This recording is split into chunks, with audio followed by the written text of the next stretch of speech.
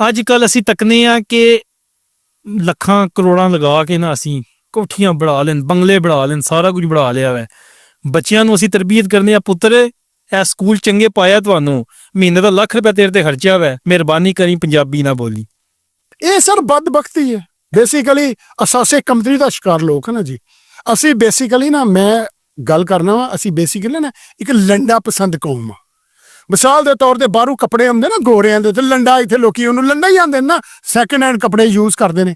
Sir ਇਹ ਲੰਡਾ ਤਲੀਮੀ ਨਿਜ਼ਾਮ ਕਿਹਦਾ ਹੈ? ਇਹ ਗੋਰੇ ਦਾ ਤਲੀਮੀ ਨਿਜ਼ਾਮ, ਇਹ ਵੀ ਲੰਡਾ ਹੈ। ਕਾਨੂੰਨੀ ਨਿਜ਼ਾਮ ਕਿਹਦਾ? ਗੋਰੇ ਦਾ, ਇਹ ਵੀ ਲੰਡਾ ਹੈ। ਔਰ ਇਸ ਤਰ੍ਹਾਂ ਹੀ ਅਸੀਂ ਲੋਕਾਂ ਦੀਆਂ ਜ਼ਬਾਨਾਂ ਬੋਲ ਕੇ, ਇਹ ਵੀ ਲੰਡਾ, ਅਸੀਂ ਆਪਣੀ ਜ਼ਬਾਨ ਬੋਲਣਾ ਨਹੀਂ ਪਸੰਦ ਕਰਦੇ। ਬੇਸਿਕਲੀ ਲੰਡਾ ਪਸੰਦ ਕੌਮ ਅਸੀਂ, ਠੀਕ ਹੈ। ਔਰ ਹਰ ਕੰਮ ਵਿੱਚ ਲੋਕਾਂ ਦੀਆਂ ਯੂਜ਼ਡ ਚੀਜ਼ਾਂ, ਆਪਣੀਆਂ ਚੀਜ਼ਾਂ ਖੁਸ਼ਕਿਸਮਤੀ ਹੈ। ਉਹ ਸਾਡਾ ਆਪਣਾ ਦੇਸ਼ ਹੈ, ਆਪਣਾ ਵਤਨ ਹੈ, ਆਪਣੀ ਧਰਤੀ ਹੈ, ਆਪਣਾ ਲਿਬਾਸ ਹੈ, ਆਪਣੀ